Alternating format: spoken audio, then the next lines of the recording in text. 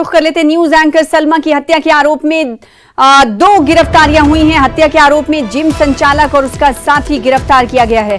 5 साल पहले news anchor की हत्या की गई थी, जमीन में उसे दफन कर दिया गया था। पुलिस आरोपियों की तलाश कर रही थी जो कि फरार थे।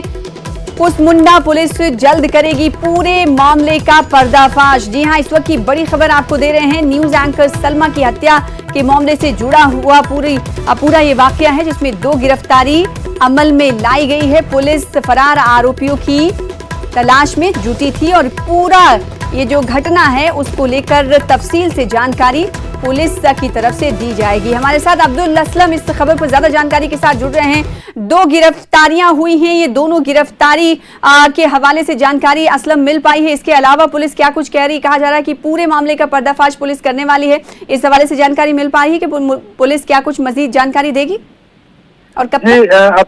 जी, आपको बता दूं कि ये मामला जो है कुसमुंडा थाना क्षेत्र से लापता हुई न्यूज एंकर जो है सलमा का मामला है, जो 5 साल पहले लापता हुई थी, जिसकी पुलिस जो है फाइल एक तरीके से बंद कर दी थी। लेकिन जो यहाँ प्रशिक्षु IPS आए हुए हैं रॉबिन्सन गुड़िया, उनके द्वारा पुरानी फाइल खोली गई और उसके बाद इस मामले की तफ्तीश फिर की गई थी। तो जो 4 लेन सड़क बनी हुई है दर्री कोरबा दर्री मार्ग में, वहाँ की खुदाई भी की गई थी, लेकिन उस समय कुछ हाथ नहीं लगा पुलिस से। उसके बाद पुलिस की तफ्तीश जारी थी और ये जो फरार जो आरोपी है जिम संचालक और उसके साथी की तलाश पुलिस कर रही थी और उनको गिरफ्तार कर लिया है और पुलिस इस पूरे मामले का खुलासा जल्द करने वाली है। जी, इनकी गिरफ्तारी कहां से अमल में लाई गई, इस हवाले से कुछ जानकारी और अब तक जो पूछताछ हुई है इन दोनों आरोपियों से, तो कुछ तफ्तीश में कुछ आगे बढ़ा है, कुछ निकलकर सामने आ पाया है अब्दुल?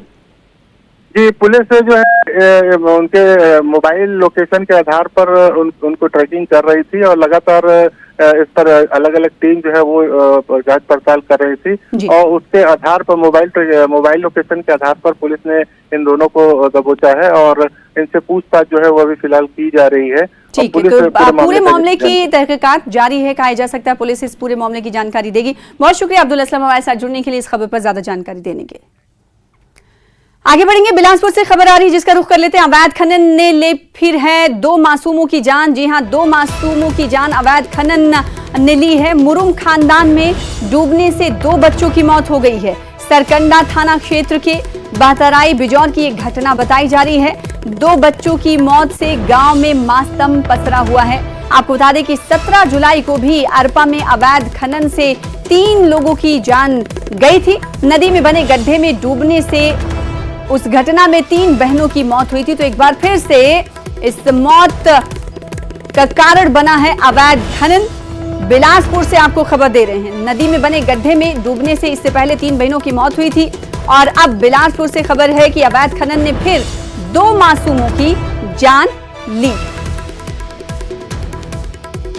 मुरुम खदान में डूबने से 2 बच्चों की मौत हुई है, क्योंकि जब अवैध खनन होता है तो गड्ढे हो जाते हैं और ऐसे में ये गड्ढे वबाले जान लोगों के लिए बन रहे हैं। 2 बच्चों की एक बार फिर से अवैध खनन की वजह से मौत हुई। उमेश हमारे साथ इस खबर पर ज्यादा जानकारी के साथ जुड़ रहे हैं। उमेश, इस पर पूरी जानकारी क्या है इस घटना से जुड़ी हुई?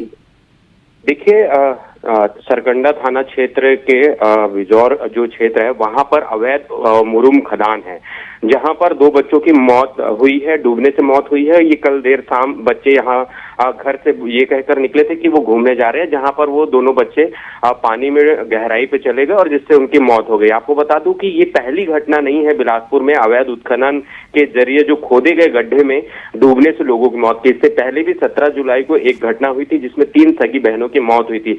लगातार अवैध उत्खनन किया जा रहा है, उसके बावजूद यहाँ पर जिला प्रशासन मौन है और इसको लेकर लगातार जो ग्रामीण है, जो जनप्रतिनिधि, वो भी लगातार सवाल उठा रहे हैं, बावजूद उसके कोई कार्रवाई नहीं हो रही। एक बार फिर जो जिला प्रशासन और खनिज विभाग के लापरवाही की वजह से एक बार फिर 2 बच्चों की मौत हुई है। कहीं ना कहीं खनिज विभाग उन जो अवैध उत्खनन करने वाले जो माफिया हैं उनके ऊपर कोई कार्रवाई नहीं कर रही है, जिसकी वजह से लगातार ये मामले सामने आ रहे हैं। एक बार फिर 2 मासूम बच्चों की मौत हुई है। अभिषेक की मौत हुई है, इसके साथ ही वहाँ ईशान जो था, दोनों भाई है रिश्ते में, उन दोनों की मौत हो गई है। फिलहाल पुलिस इस पूरे मामले पर जांच कर रही है और देखना यह होगा कि इस पूरे मामले को लेकर जिला प्रशासन क्या करता है। हालांकि जिला प्रशासन के नवनियुक्त जो अभी कलेक्टर हैं, उन्होंने इस मामले को लेकर बैठक ली है और तमाम जो रेत घाट है, अवैध उत्खनन है, उन पर रोक लगाने के सख्त निर्देश दिए हैं। इसके साथ ही FIR करने के भी निर्देश दिए हैं। बिल्कुल, तो अब देखना ही होगा कि आने वाले दिनों में जिला प्रशासन इस हवाले से क्या कुछ कार्रवाई करते हुए दिखाई देता है। बहुत शुक्रिया उमेश हमारे साथ जुड़ने के लिए, इस खबर पर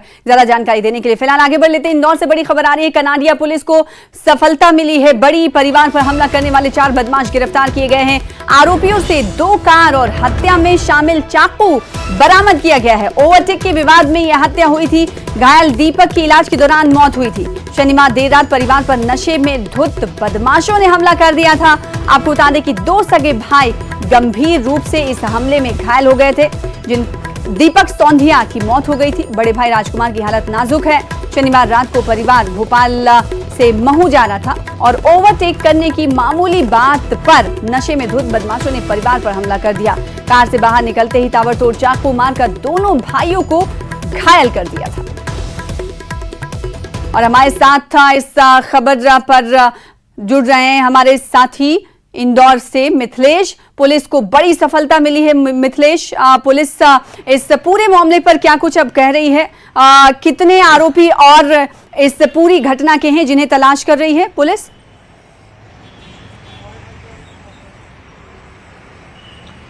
सना 4 आरोपी गिरफ्तार हो चुके हैं। उनके पास से 2 कार जो घटना में शामिल थी और वो जिस चाकू से हत्या की गई थी वो चाकू भी बरामद हो चुका है।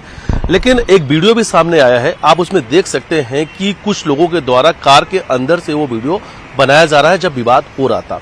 सबसे बड़ा सवाल है, कानून व्यवस्थाओं पर अक्सर हम सवाल खड़े करते हैं, होना भी चाहिए, क्योंकि जिस तरीके से अपराध हुआ या जिस तरीके से घटनाएं बढ़ रही हैं, लगातार कटघरे में है पुलिस प्रशासन यानी पुलिस की कानून व्यवस्था। लेकिन दूसरी तरफ समाज के वो लोगों से भी सवाल पूछा जाना चाहिए जो लोग वहां से गुजर रहे थे। क्या उनकी जिम्मेदारी नहीं बनती थी कि अगर कोई महिलाएं चिल्ला रही हैं, मदद मांग रही हैं, एक परिवार के साथ 20 सड़क मारपीट हो रहा है, कितनी ही गाड़ियां वहां से गुजर रही हैं, शायद किसी ने हिम्मत दिखाई होती, किसी ने गाड़ी रोकी होती तो शायद ये इतनी बड़ी जो घटना उसे रोका जा सकता था।